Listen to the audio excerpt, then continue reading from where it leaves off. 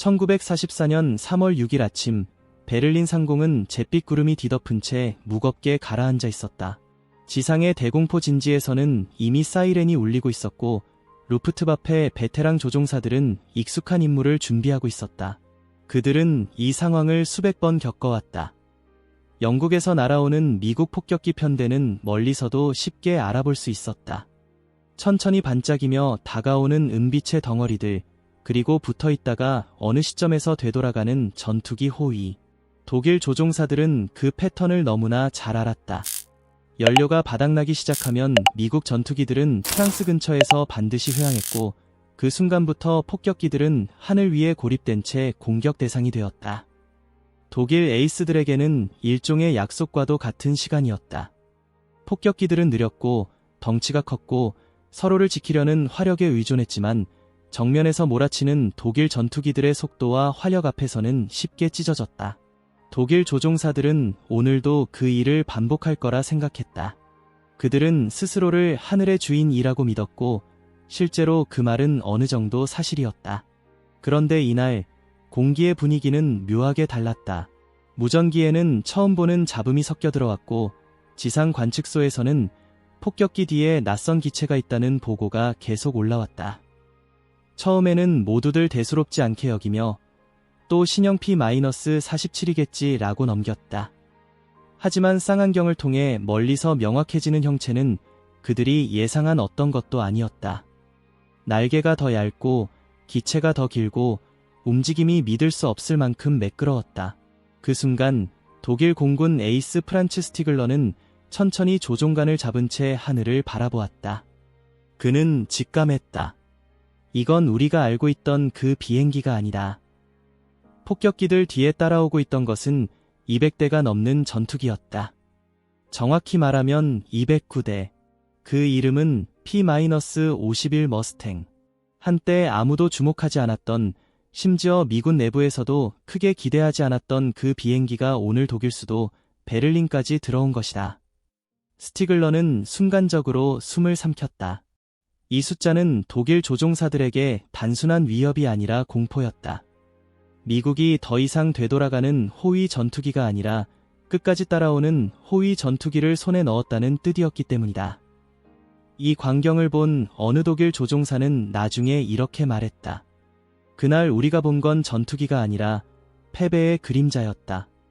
먼저 말씀드리자면, 진짜 이야기를 알고 싶다면 헤드라인 뒤에 숨은 사실을 직접 적이고 진실되며 꾸밈없이 알고 싶다면 지금 구독하세요. 놓치지 마세요. 놀라운 점은 위협적인 비행기가 불과 1년 전만 해도 거의 버려진 존재였다는 사실이다. 머스탱은 원래 미국 공군이 원하는 비행기가 아니었다. 이 비행기의 탄생은 영국 공군의 절박한 요청에서 시작되었다. 1940년 스피파이어와 허리케인만으로는 독일을 상대하기 어려웠고, 브리티시는 새로운 전투기를 시급히 필요로 했다. 그래서 노스 아메리칸 항공, 노스 어메리컨 에이비에이션에 P-40을 라이선스 생산해줄 수 있느냐고 문의했다. 하지만 회사의 책임자이자 엔지니어였던 더치 킨델버거는 P-40 설계를 분석한 뒤 우리가 더 빨리, 더 좋은 걸 만들 수 있다고 말하며 단 120일 안에 완전히 새로운 전투기를 만들겠다고 약속했다. 그렇게 P-51의 초기형이 탄생했다. 문제는 엔진이었다. 초기형 머스탱은 앨리슨 V-1710 엔진을 사용했는데, 이 엔진은 저고도에서는 튼튼하고 신뢰성이 높았지만 고고도에서 힘을 잃는 치명적인 문제가 있었다. 미군이 필요했던 고도, 즉 B-17과 B-24가 비행하는 25,000에서 3만 피트 상공에서는 엔진 출력이 심하게 떨어졌다. 그래서 미군은 이 비행기를 전략 폭격기의 고고도 호위용으로 사용할 수 없다고 판단했고, 결국 머스탱은 북아프리카나 지중해 전선에서 저고도 임무나 지상 공격용으로만 배치됐다. 다시 말해, 큰 기대 없는 비행기였다. 그런데 여기서 예상치 못한 반전이 일어난다. 영국의 시험 조종사 로니 하커가 우연히 초기형 머스탱을 조종해볼 기회를 얻는다. 그는 기체 자체의 공기역학적 성능에 감탄했고 즉시 상관에게 보고서를 올렸다. 이 비행기는 엔진만 바꾸면 완전히 다른 기체가 될 수 있다. 하커가 제안한 엔진은 바로 롤스로이스 멀린 엔진이었다. 이는 스피파이어를 세계적인 전투기로 만든 그 엔진이었다. 특히 고고도 성능을 위해 설계된 2단 슈퍼차저가 탑재되어 있었고 앨리슨 엔진과는 비교가 되지 않았다. 엔진을 교체하는 건 단순히 갈아 끼우는 문제가 아니라 기체 앞부분 전체를 다시 설계해야 하는 대공사였다. 하지만 영국과 미국의 엔지니어들은 그 위험을 감수하기로 했다. 불과 몇 달 만에 XP-51B라는 시제기가 등장했다. 테스트 결과는 충격적이었다. 기존 머스탱과는 완전히 다른 비행이었다. 고고도에서 속도는 시속 100마일 가까이 더 빨랐고 상승력도 대폭 향상됐다. 독일의 BF-109와 FW-190이 강점을 보이던 고도에서 머스탱은 이제 오히려 우위를 점할 수 있었다. 자신감을 얻은 미군은 이 전투기를 대량으로 도입하기로 결정했고 새로운 멀린 엔진 버전의 머스탱은 순식간에 유럽으로 보내지기 시작했다. 하지만 속도와 고도만 문제가 아니었다. 진짜 문제는 보급이었다. 폭격기들을 끝까지 호위하려면 베를린까지 갔다가 되돌아올 수 있는 비행거리가 필요했다. 그 계산은 기존의 어떤 전투기도 충족할 수 없었다. 그러나 머스탱의 얇은 측류 날개는 공기 저항이 적어 연료 효율이 압도적으로 좋았다. 엔지니어들은 내부 연료 탱크 배치를 재구성했고 조종석 뒤에 85갤런짜리 보조 탱크를 추가했다. 여기에 해외에서 날아올 때 장착하는 2개의 드롭 탱크까지 더하면 드디어 불가능했던 숫자가 맞아떨어졌다. 머스탱은 베를린까지 호위가 가능한 첫 전투기가 되었다. 이 모든 변화를 독일군은 알지 못했다. 몇몇 정보 보고가 있었지만 그들은 이를 무시했다. 머스탱, 그거 저고도에서만 쓰는 실패작 아닌가? 라고 생각했다. 그 방심이 독일 공군을 무너뜨린 결정적인 실수가 되었다. 그리고 1944년 3월 6일, 머스탱은 마침내 세상의 진짜 모습을 드러냈다. 그날 베를린 상공에 나타난 209대의 P-51은 단순한 전투기가 아니었다. 그것은 미국 전략 공군의 절망, 분노, 기술력, 그리고 선택의 여지가 없던 처절한 생존 의지가 합쳐져 만들어낸 결과물이었다.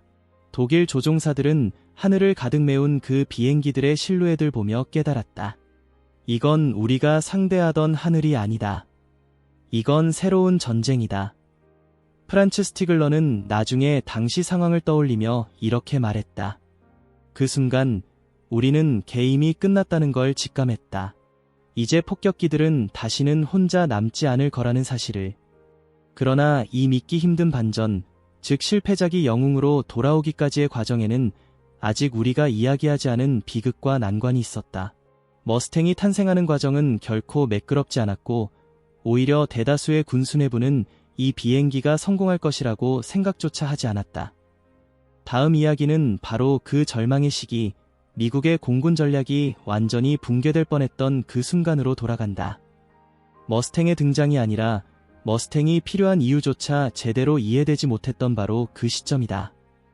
그 실험의 결과는 전쟁의 향방을 바꾸는 첫걸음이었다. 1940년 영국은 벼랑 끝에 서 있었다. 런던은 불타고 있었고 독일의 폭격은 밤낮 없이 이어졌다.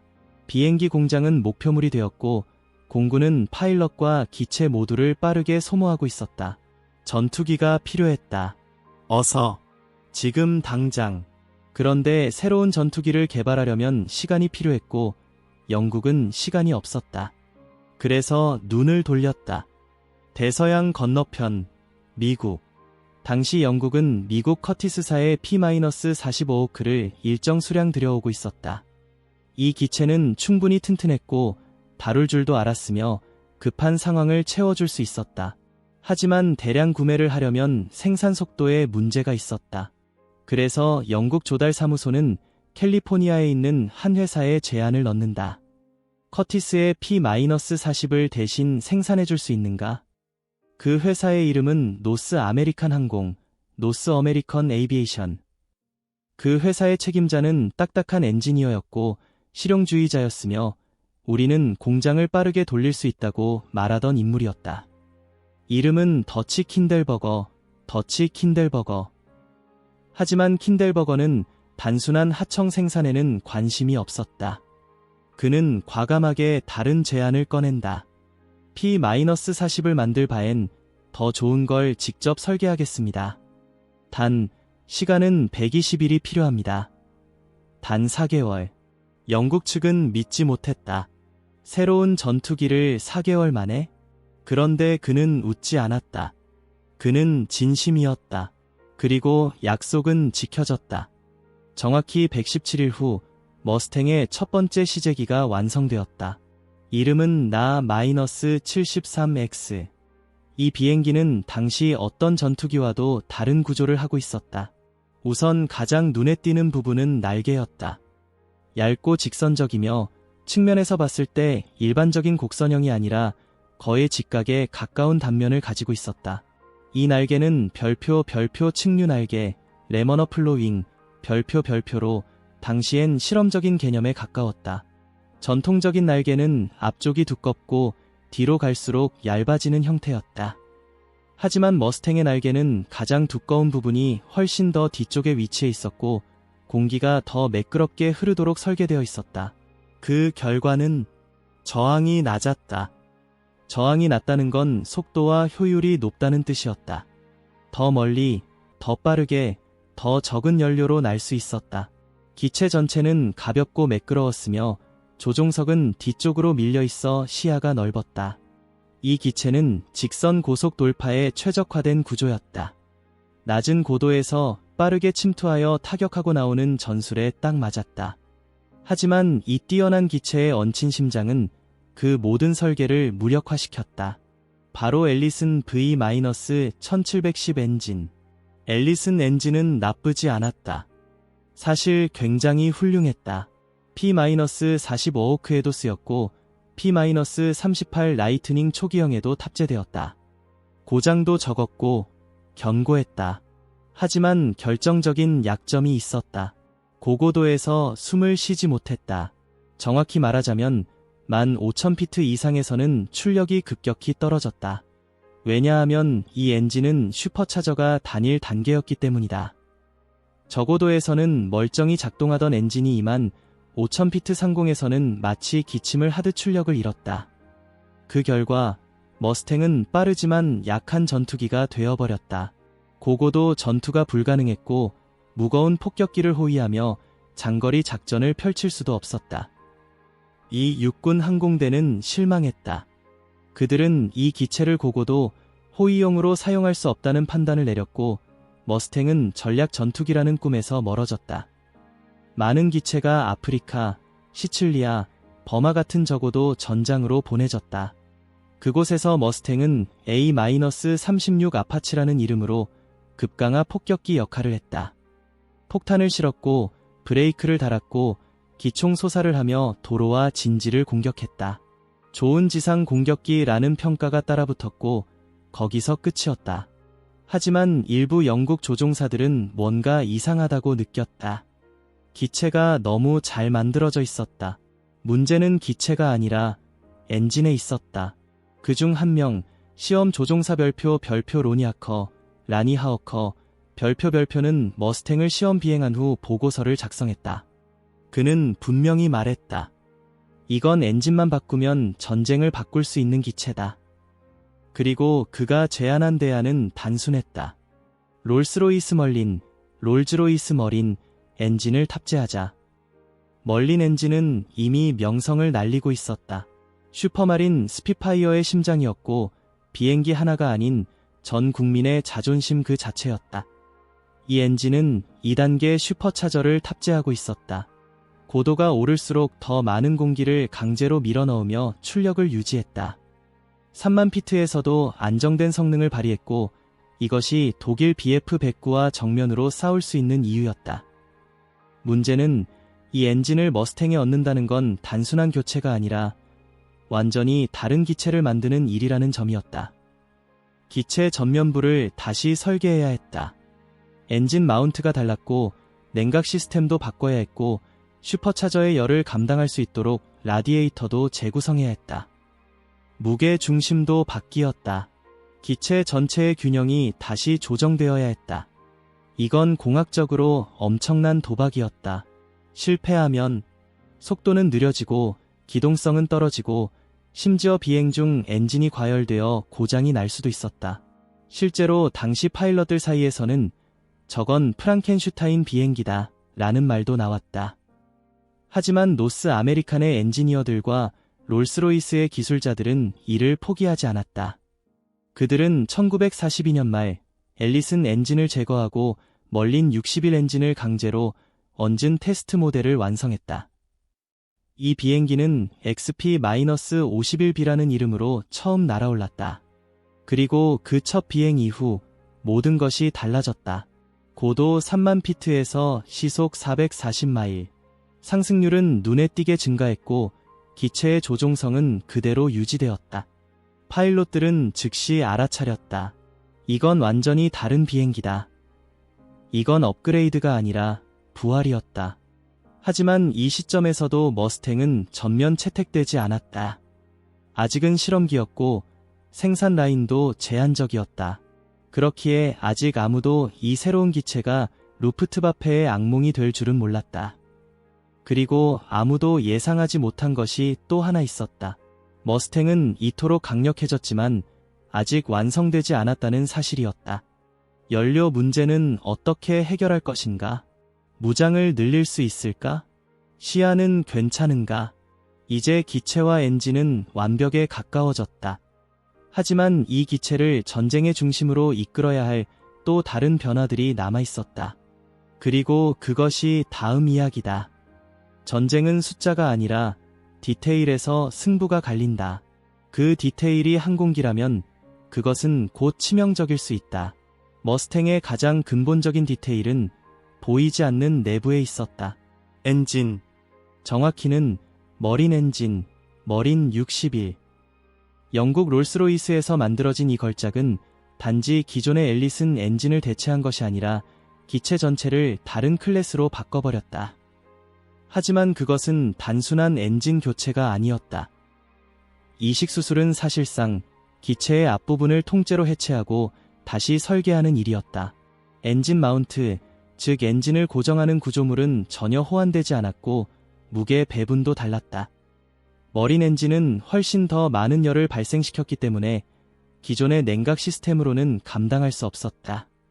슈퍼차저가 2단계로 작동되는 구조였기 때문에 라디에이터의 크기와 위치도 조정해야 했다. 가장 복잡한 건 공기 흐름이었다. 기체 하부에 위치한 라디에이터 흡입구는 단순한 환풍구가 아니었다. 라디에이터는 차가운 공기를 빨아들이고 뜨거운 열기를 배출해야 했으며 그 공기 흐름이 기체의 저항에 영향을 주면 안 됐다. 노스 아메리칸 항공의 공학자들은 이 문제를 해결하기 위해 기체 하부에 일종의 벤츄리 터널을 설계했다. 이는 공기의 속도차를 이용해 추가적인 양력을 얻을 수 있도록 고안된 구조였다. 다시 말해 냉각 시스템조차도 추진력의 일부가 되도록 설계한 것이다. 그야말로 공학의 예술이었다. 최초의 실험기는 XP-51B라는 이름으로 불렸다. 초기 테스트 결과는 누구도 예상하지 못한 수치를 보여줬다. 고도 3만 피트에서 시속 440마일, 약 708km/h. 당시 미 공군 내 어떤 프로펠러 전투기도 이 속도를 고고도에서 낼 수 없었다. BF-109는 머스탱보다 빠르게 상승할 수 있었지만 고속 비행에서 불안정했고 FW-190은 저고도에서 강력했지만 고고도에선 출력 저하가 컸다. 갑자기 독일 공군은 이제까지 겪어보지 못한 적을 만나게 된 것이다. 파일럿들은 XP-51B를 타보자마자 말이 필요 없다는 듯 고개를 끄덕였다. 이건 진짜다. 정말로 전쟁을 바꿀 수 있는 무기. 그리고 그들은 그것을 별표 전쟁에서 처음으로 조종사가 웃으며 내리는 비행기 별표라고 불렀다. 하지만 여전히 문제가 하나 있었다. 바로 거리였다. 독일 본토까지 날아가 폭격기를 호위하고 교전 후 돌아오기까지는 약 별표 1100마일, 1770km, 별표의 비행이 필요했다. 전투기 입장에선 전례 없는 장거리 임무였다. 기체 내부 연료 탱크로는 부족했다. 날개는 이미 연료로 가득했고 공간은 없었다. 해결책은 비상식적으로 들릴 수 있는 방법이었다. 조종사 등 뒤에 거대한 연료 탱크를 추가로 설치하는 것이었다. 이 퓨즈리지 탱크는 무려 별표 85갤런, 약 320m, 별표의 연료를 저장할 수 있었다. 문제는 조종사가 사실상 폭탄 위에 앉아있는 셈이 되었다는 것이다. 만약 독일 전투기의 기관포가 이 탱크에 명중한다면 그 즉시 화염이 기체를 집어삼킬 것이다. 또한 연료가 가득 찼을 때 기체의 무게중심이 뒤로 쏠려 전투기 전체가 불안정해졌다. 그래서 조종사들은 공중전에 돌입하기 전 반드시 이 탱크의 연료를 먼저 소모하고 기체의 균형을 되찾은 뒤 전투에 나서야 했다. 게다가 머스탱은 드롭 탱크, 즉 날개 아래 장착하는 외부 연료 탱크도 사용했다. 275갤런, 1040m까지 추가 장착 가능했다. 이 드롭 탱크는 적을 만나기 전 투하하고 그 후에는 가벼운 기체로 싸울 수 있도록 했다. 이 모든 연료 시스템이 결합되었을 때 머스탱은 850마일 이상의 전투 반경을 확보하게 됐다. 이는 곧 베를린까지 왕복 호위가 가능하다는 뜻이었다. 이제 비행기만큼 중요한 것이 남아있었다. 사용 시점이다. 1943년 12월 새로운 머스탱 P-51B가 영국으로 도착했다. 이 비행기들은 별표 354 전투비행단 354TH 파이터 그룹 별표에 배치되었다. 이들은 선구자, 파이어니어즈라는 별명을 갖고 있었고 처음으로 유럽 본토까지 진입 가능한 진정한 장거리 전투기를 가진 부대였다. 그들의 첫 번째 임무는 역사적인 사건이었다. 1943년 12월 11일 독일 하노버에 대한 대규모 폭격 작전이 계획되었다. P-51B는 처음으로 공습 전체를 끝까지 호위하는 전투기로 투입되었다. 독일 조종사들은 처음에는 당황했다. 왜 미국 전투기가 아직도 여기에 있지? 왜 돌아가지 않았지? 그리고 그 의문은 곧 공포로 바뀌었다. 기존에는 폭격기들이 혼자 남겨지는 순간 루프트바페가 날아올랐다. 하지만 이제 폭격기 근처엔 여전히 날렵하고 날카로운 전투기들이 있었다. 그리고 그들은 방어적이지 않았다. 공격적이었다. 지미 둘리틀 장군의 명령은 명확했다. 적을 찾아내고 섬멸하라. 그날 이후 머스탱은 단순한 호위기가 아니라 사냥꾼이 되었다. 하지만 모든 것이 완벽했던 것은 아니다. 조종사들은 머스탱이 아무리 빠르고 고도에서 강력하다고 해도 결정적인 약점이 하나 남아있다고 말했다. 그것은 뒤를 볼 수 없다는 것. 기체 디자인상 조종석이 낮고 뒤쪽 동체가 높게 솟아있었다. 그 결과 머리 뒤쪽 시야가 거의 없었다. 이는 곧 공중전에서 생사를 가르는 사각지대를 뜻했다. BF-109와 같은 독일 전투기는 이 사각지대에 숨어있다가 치명적인 순간에 공격했다. 머스탱이 아무리 강력해도 보이지 않는 적에게 당하는 순간은 막을 수 없었다. 이 사소해 보이는 문제 하나가 수많은 조종사들의 목숨을 앗아갔다. 머스탱은 이제 전쟁을 바꿀 준비가 되었지만 완벽하지 않았다. 다음 이야기는 이 마지막 결함이 어떻게 전설로 바뀌었는지를 다룬다. P-51D 하늘을 지배한 진짜 괴물의 등장. 전쟁 중 조종사들이 가장 두려워하는 순간은 조준이 아니다. 전투기의 소음도 아니다. 보이지 않는 방향에서 총알이 날아오는 순간이다. P-51B 머스탱은 분명히 전쟁을 바꿀 수 있는 전투기였다. 속도, 고도, 거리 모두에서 압도적이었다. 그러나 여전히 생존을 위협하는 한 가지 약점이 남아있었다. 바로 시야였다. 정확히 말하면 후방 시야의 부재. 머스탱의 B형과 C형은 조종석이 깊고 낮게 위치해 있었고 그 뒤로는 금속 프레임이 솟아있었다. 이 구조는 기체 강도를 높이는 데 유리했지만 공중전에서는 치명적인 사각지대를 만들었다. 조종사는 고개를 돌려도 자신의 꼬리를 볼 수 없었다. BF-109나 FW-190 같은 독일 전투기들은 이 사각지대에 숨어들었다.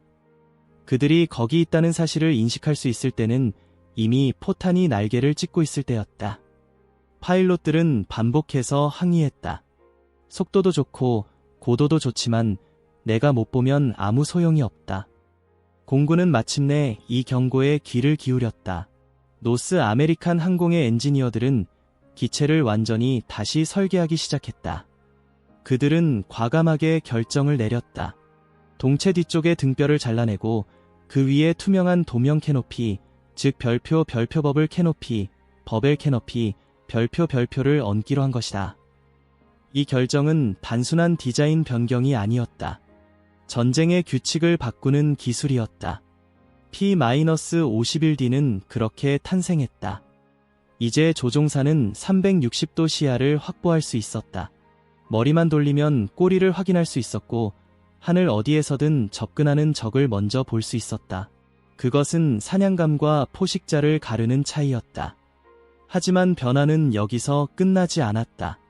B형과 C형은 사정에 브라우닝 기관총을 탑재하고 있었다. 그것만으로도 강력했지만 전투에서 빈번한 문제가 있었다. 급한 회전 중 탄약 벨트가 꼬이거나 급탄 시스템이 막히는 경우가 잦았다. 조종사는 완벽한 조준 상태에서 총을 당겼는데 발사가 되지 않았다. 그 결과는 종종 죽음이었다. P-51D는 이 문제를 해결하기 위해 육정에 50 브라우닝 기관총을 탑재했다. 그리고 탄약 급탄 시스템을 완전히 직선적이고 단순한 구조로 재설계했다.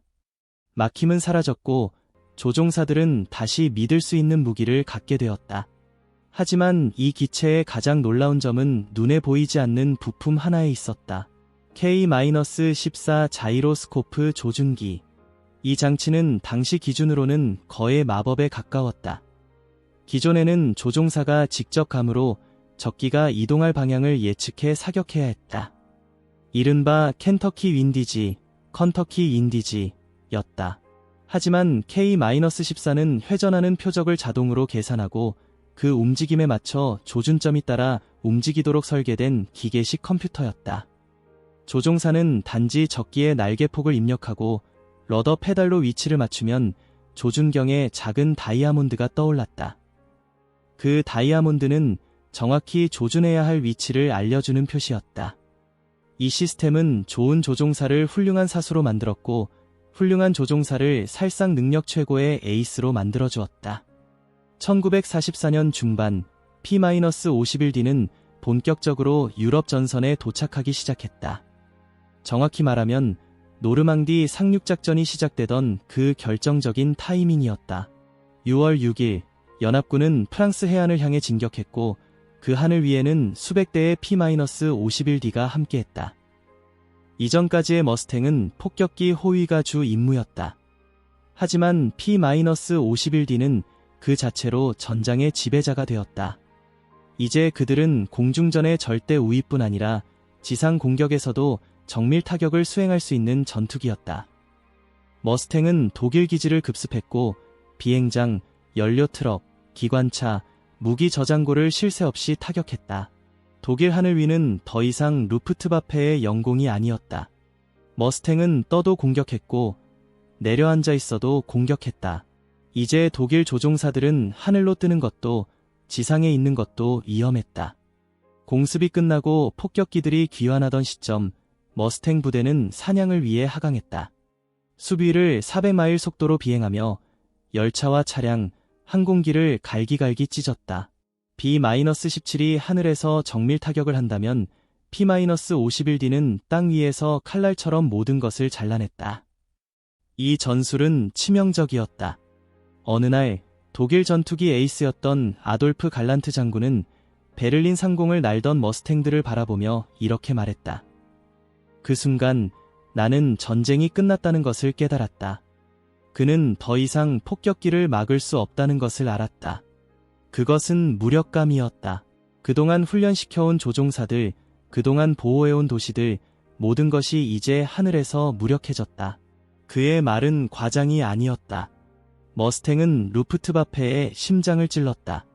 전투기 생산은 여전히 이어졌지만 조종사는 더 이상 없었다. 에이스들은 하나둘 격추되었고 경험 없는 10대들이 불완전한 훈련을 받고 하늘로 내던져졌다. 그들은 60시간도 안 되는 비행 교육만 받고 BF-109에 탑승했다. 이 고성능에 그러나 다루기 힘든 전투기는 숙련되지 않은 조종사에겐 관보다 가까운 존재였다. 그리고 그들이 마주한 상대는 수백 시간의 훈련을 마친 미국 조종사들이었고 P-51D라는 절대 무기였다. 경쟁이 아니었다. 학살이었다. 독일 전투기 한 대가 파괴될 때마다 미국은 5대를 더 조립해냈다.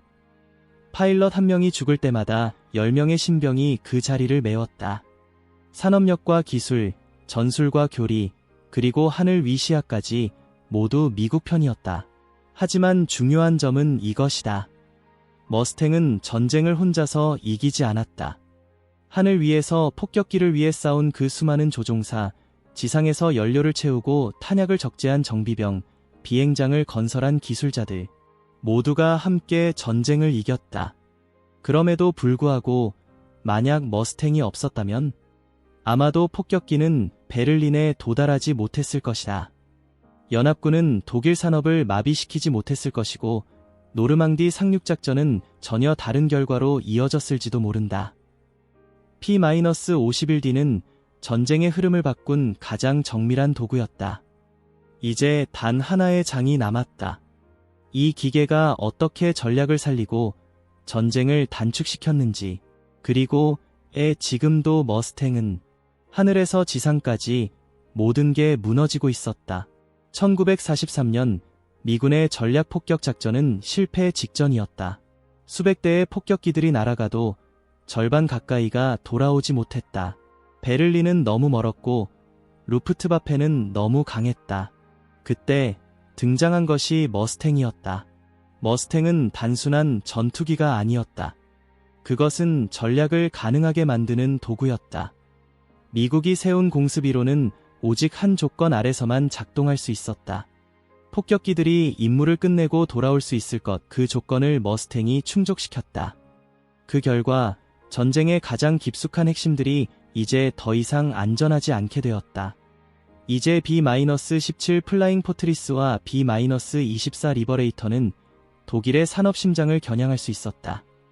메셀슈미트 공장, 롤베어링 공장, 연료정제소, 그리고 그 모든 곳에 머스탱이 함께 날아들었다. 그들은 단순히 호위하지 않았다. 청소했다. 하늘을 비우고 활주로를 부수고 후방 수송선을 끊었다. 루프트바페는 반격할 기회를 잃어갔다. 전쟁 말기, 미군은 기록을 남긴다.